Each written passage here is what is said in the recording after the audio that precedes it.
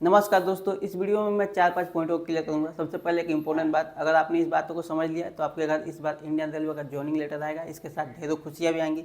नहीं तो आप उन लोगों में होंगे जिन्होंने CBT 1 तो क्लियर किया पर CBT 2 क्लियर नहीं कर पाए, और जो खुशियाँ आपके घर आने वाली थी वही खुशी आपके पड़ोसी के घर जाएंगे। और इस मामले में पड़ोसी बहुत खुश होते हैं भाई साहब। जैसे ही अगर उनको पता चला ना कि आपने CBT 1 निकाल लिया है, उनको लगेगा अभी तो CBT 2 बाकी है, अभी तो एग्जाम देना ही है, वहाँ जाके छट जाएगा। और अगर आप वहाँ जाके छटते हैं तो उनसे ज़्यादा खुश कोई ना होने वाला। ठीक है, इन बातों को आप भी समझते होंगे। तो कुछ इंपॉर्टेंट बातों को कवर करेंगे, उसके बाद बात करेंगे आपके सिलेबस के ऊपर। सिलेबस में कुछ चेंजेस हुए हैं। फिर हम बात करेंगे बेस्ट बुक के ऊपर, कौन सी बुक आपको लेनी चाहिए, बेस्ट टीचर, कौन से टीचर से कौन सा सिलेबस आपको पढ़ना चाहिए। इसके बारे में बात करेंगे कैसे मैंने तैयारी करी थी, कैसे मैंने CBT 1 से CBT 2 तक अपना स्कोर जो है बहुत ही ज़्यादा इंक्रीज किया, लगभग मैंने डबल कर लिया था। तो इन चीज़ों पे हम बात करेंगे। अगर तुम LP के पद पे सिलेक्शन लेना चाहते हो तो इस बात को अभी समझ लो। सबसे पहले तो कमेंट सेक्शन में मुझे कमेंट करके बताओ कि भाई तुम इस चीज़ को लेकर सीरियस भी हो कि नहीं। नहीं तो कई लोग ऐसे होते हैं ना भाई, बस उम्र हो गई तो फॉर्म डाल दिया, क्योंकि घर वाले भी देखते रहते हैं, एज हो गई तो वो देखते रहते हैं आपकी तरफ कि कुछ ना कुछ करेगा, तो आपको भी लगता है कि भाई मैं क्या करूँ, बाहर प्राइवेट जॉब में तो दाल गलने वाली है नहीं, तो सोचते हैं फॉर्म डाल लेते हैं, और जो है एग्जाम निकल गया तो निकल गया, नहीं तो ठीक है, टाइम तो कुछ कट ही रहा है। तो अगर उनमें हो तो भाई साहब तुम्हारा तो नहीं होने वाला सिलेक्शन, ये बात समझ जाओ। CBT 1 में बहुत सारे लोग आ जाएंगे, क्योंकि 15 गुना लोगों को इन्होंने लेना है, पहले ही बता दिया था। तो CBT 1 से तो बहुत सारे लोग आ जाएंगे CBT 2 में, पर CBT 2 में उन्हीं का होने वाला है जो भाई साहब सीरियस होंगे। CBT 2 में भी देखो, CBT 2 से आपका होगा, उसके बाद CBET होगा, यानी कि आपके होंगे साइको टेस्ट।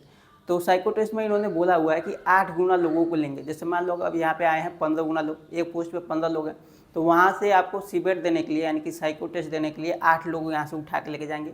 आपके जो है एक पोस्ट पे वहाँ पे भी 8 लोगों का कंपटीशन रहेगा। इस चीज़ को मैं एग्जांपल से समझाता हूँ। देखो तुम्हारी वैकेंसी जो है 18,799 है, इसको 15 गुना वो लेंगे CBT 2 के लिए, जो कि इतना हो रहा है आपका 2,81,000 के अप्रोक्स होता है। ठीक है, अब यहाँ से आपका साइको टेस्ट देने के लिए, यानी CBET देने के लिए वो लेंगे 8 गुना लोगों को, है ना। यहाँ से जो है, यहाँ से आपके 7 लोग छाँट देंगे, और उसके बाद जाके जब आपका CBET में आपके हो रहे हैं, देखो 1.5 लाख लोग हो रहे हैं यहाँ पे।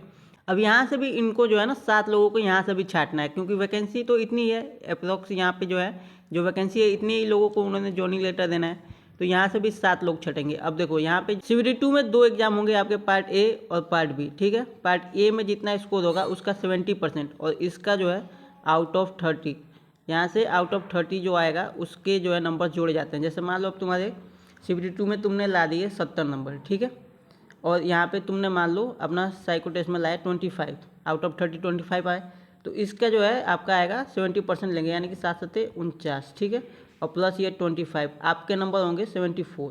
यही आपका फाइनल नंबर होगा, और फाइनल जो कट ऑफ आएगी यही जो है, इसी से अगर आप क्लियर करते हो तो जाके आपको जो है जॉइनिंग लेटर दिया जाएगा, है ना। आपकी DB मेडिकल होगी और उसके बाद आपकी जॉइनिंग होगी।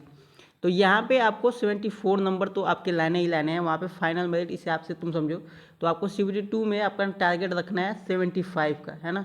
75 का टारगेट रखो, उसमें 1-2 गलतियाँ होंगी, अधिकतर भाई कोई 100% एक्यूरेसी तो है नहीं किसी की, तो जाके तुम्हारा कम से कम इतना नंबर तो होना ही चाहिए, इतना नंबर तुम्हारा आना चाहिए, तब जाके तुम्हें जो है समझ जाओ, तब जाके तुम्हारी जॉइनिंग हो गई, इतना समझ जाओ। अगर तुम UR वाले हो, बाकी OBC वाले हैं तो 1-2 नंबर कम कर सकते हैं उसके हिसाब से, लेकिन टारगेट अभी से तुमको ये लेके चलना है। ये नहीं सोचना है ST SC वालों को 4-5 नंबर अपना कम रख सकते हो, पर टारगेट अभी से ना यही रखना है तुमको, 75 का टारगेट रखना है। क्योंकि अभी से अगर तुमने छोटा टारगेट रख लिया ना भाई, तुम कहाँ जाओगे। अगर तुमने 75 सोचा है ना तो 65 ही करके आओगे। इसलिए जो है तुम टारगेट जो है अपना लंबा रखो, और कोशिश करो कि 70 जो है तुम्हारा एक्यूरेसी इतना जो है करेक्ट हो उस समय। हम इस बार सिलेबस की बात करें तो सिलेबस के पैटर्न में इन्होंने कुछ चेंजेस किए हैं। 2018 में GA भी था, इस बार GA वाले पोर्शन को इन्होंने हटा दिया है। तो अब आपके पास CBT 2 में पढ़ने के लिए बस मैथ है, रीजनिंग है, basic science and engineering drawing है। आपके जो है मैथ और रीजनिंग के सिलेबस दोनों ही सेम है, तो उसके लिए तुमको बुक लेने की जरूरत नहीं है, एक्स्ट्रा खर्चा करने की जरूरत नहीं है। तुमने CBT 1 में जो बुक लिया था उसी से हो जाएगा।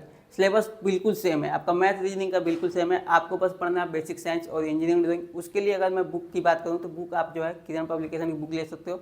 ये स्पेशली बेसिक साइंस और इंजीनियरिंग ड्राइंग के लिए है। आपके जो है हिंदी और इंग्लिश दोनों में है, तो आप जिस भी लैंग्वेज से पढ़ते हो उसके लिए आप इसको बुक ऑनलाइन या फिर अपने नज़दीक की बुक स्टोर से खरीद सकते हो। बाकी अगर टीचर्स की बात करें तो basic science and engineering drawing के लिए आप SK झा या फिर नीरज सर से पढ़ सकते हो। नीरज सर से मैंने खुद पढ़ा हुआ है, पता है वो अच्छा पढ़ाते हैं, पर मैंने कोई पेड कोर्स नहीं खरीदा था उनका, क्योंकि उस समय वो YouTube पे ही बहुत ही अच्छा कोर्स कराते थे, है ना। तो मैंने वहीं से पढ़ा हुआ था। और SK झा के कोर्स लेने में मुझे एक फ़ायदा दिख रहा है, वो ना ट्रेड भी पढ़ाएंगे, है ना। तो ट्रेड भी पढ़ना जरूरी है, तो आप देख लो दोनों में कंपेयर करके, टीचर्स दोनों बढ़िया हैं। बाकी अगर हम आपकी बात करें ट्रेड की, तो ट्रेड के लिए इन्होंने ये वेबसाइट दे रखा है, आप यहीं से जाके अपना सिलेबस का PDF डाउनलोड कर सकते हो। जो भी आपका ट्रेड है उसके हिसाब से जो है आप अपना PDF डाउनलोड कर सकते हो।